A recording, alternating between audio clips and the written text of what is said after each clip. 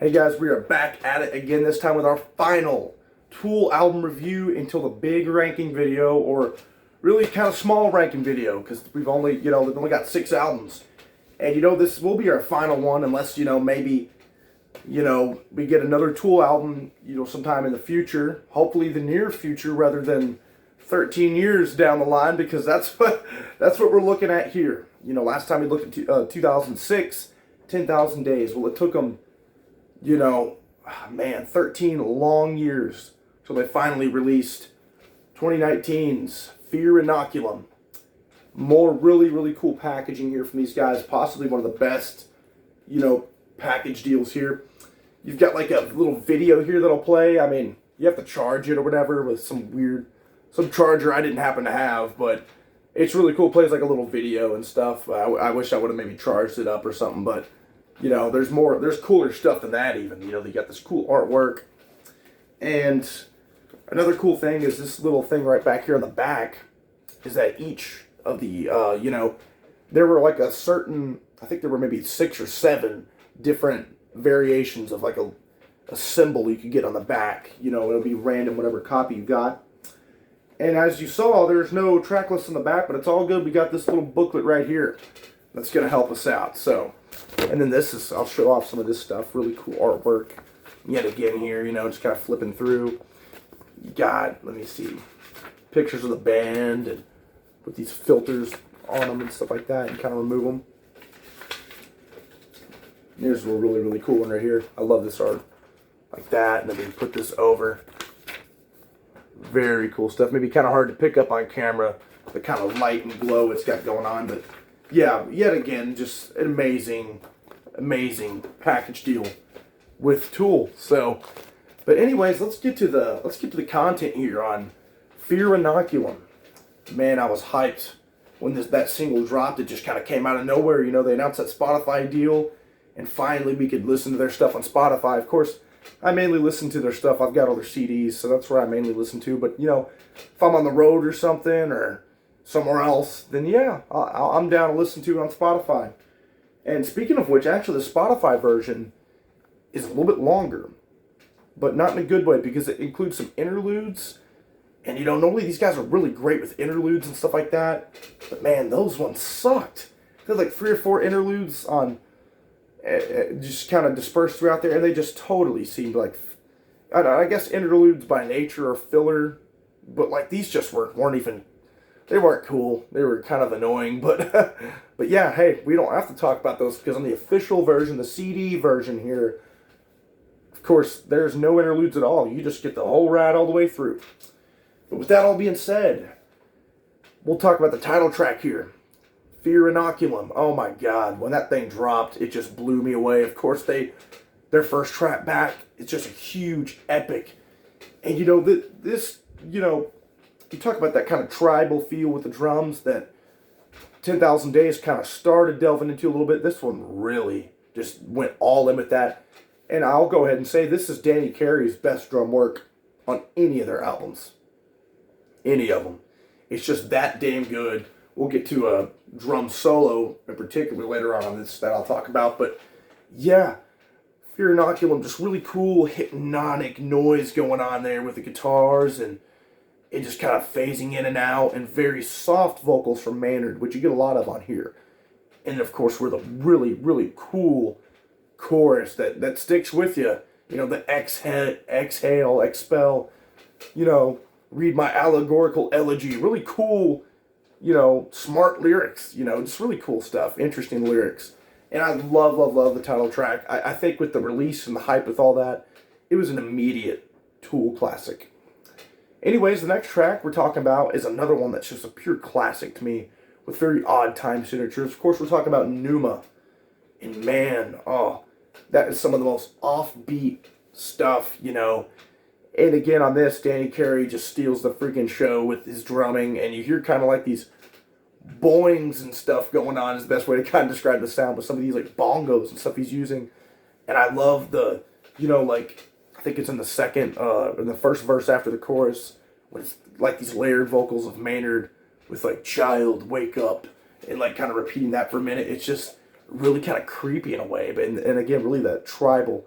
and such a cool tone. A lot of wah-wah pedal from Adam Jones on this thing. And of course we got to mention Justin Chancellor because the bass is a driving force on this album as well. Killer track. Pneuma is one of my favorites. Then we get to, let's see, yes, Invincible. Very, very kind of slow starting song, but this one's all about that build-up, where that riff just kind of evolves and builds up. And it's a very driving and passionate song, you know, that very inspiring song with the lyrics, you know. Like, I love the lyric, like, one, and then, like, you get some rhythm stuff going on, and then it's, like, drive, more stuff going on, and then to stay alive, just super cool stuff. Absolutely love that song. Another just massive, great, and again, all these songs, you know, they're pretty damn lengthy. I think the shortest track on here is just the drum instrumental. But, and you know, the lengthier stuff, like I said, and I think the past video, or past couple, give me them lengthy Tool songs, because I'm down for them. Then after that, we get, let's see here. We're looking at Descending. Oh, man. And that one sounds exactly like it's titled. You're just descending, really, like in this album cover, kind of descending down that spiral. And man, you talk about like a riff, another riff that's just kind of keeps evolving, and it just keeps you hooked. And a lot of the repetition of some of these like lines and little riffs during the solos are what keeps it, and I think gives it its very hypnotic feel. They just kind of lures you in. And Descending is another, also like Invincible, is a very driving and, you know, inspirational track with its lyrics and such. So another just absolute freaking killer track. Then we go to Culling Voices. Let me make sure. Let's see here. Yes, okay. Culling Voices. And that one kind of starts off with a really kind of pretty vocal melody from Maynard. And then some really, really cool lyrics, you know, Psychopathy, Don't You Dare Point It At Me. You know, it's like just super cool stuff like that. These guys always have very intelligent lyrics, which is just super cool, makes you think, you know, and really philosophical stuff and metaphorical stuff that they love to put in here. This thing's filled with it. Another really cool, yet again, really kind of mellow track. And here we have the second last track, because this, you know, there's not as many tracks considering most of them are really long, like 12 minutes. Chocolate Chip Trip. There's a little bit of their humor still injected on here, and that's the incredible Danny Carey drum solo with this weird kind of siren going on in the background that just kind of gets louder and louder, and you just hear all these different types, xylophones, just bells, chimes, you know, different like bongos, and of course the drum set, cymbals, all this super cool stuff that you get to hear Danny Carey experiment with. You could tell he just had a blast recording this album, and that, you know, and I guess that the Chocolate Chip Trip right there is the track commemorating that, because man, he just, he tore it up. Then we end it with really the heaviest track on here that kind of hones back to some of that Enema, you know, and Undertow style aggression. Of course, we're talking about Tempest. Let me make sure that is all we covered. Yep, we're talking about Tempest, and it's kind of spelt like they put a 7 instead of a T, but it's Tempest. It's not called 7-Empest. But yeah, Tempest, an incredible track, one of the best ones off here. That one has become a classic among fans for sure. It's got such a cool like riff and heaviness to it that it's like, man, because this whole album you're kind of void from you know, it's missing a lot of that aggressiveness, which isn't a bad thing. You know, it's a different album, kind of more mellow album all throughout. But you cap it off with this aggressive manner to say, like, hey, I still got it, and I can still sound pretty pissed off and be pretty pissed off and make a great heavy track to close it off. And not only is it a heavy, you know, faster paced track and hooky track at that, it's also a damn lengthy one. It's like 15 minutes. So yeah, Tempest, one of the highlights on here for sure. It's got to be like in the top 3 tracks for sure. That, Pneuma, Inoculum, great stuff. But anyways, guys, yeah, kind of a, you know, again, really not a lot to cover here because it, you know, didn't have as many tracks, but they were lengthy as hell, which I love.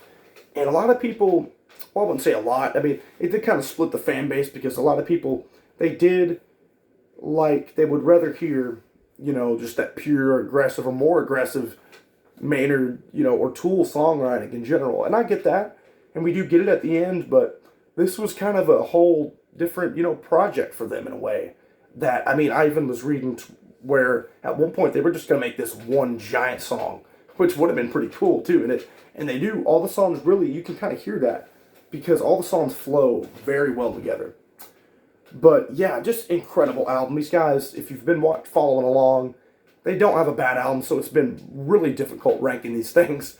And you know, but you're going to find out exactly those rankings next time when we get to ranking these albums, these 6 albums, great albums these guys have done, or 5 albums in EP, because we're going to be ranking that in there too.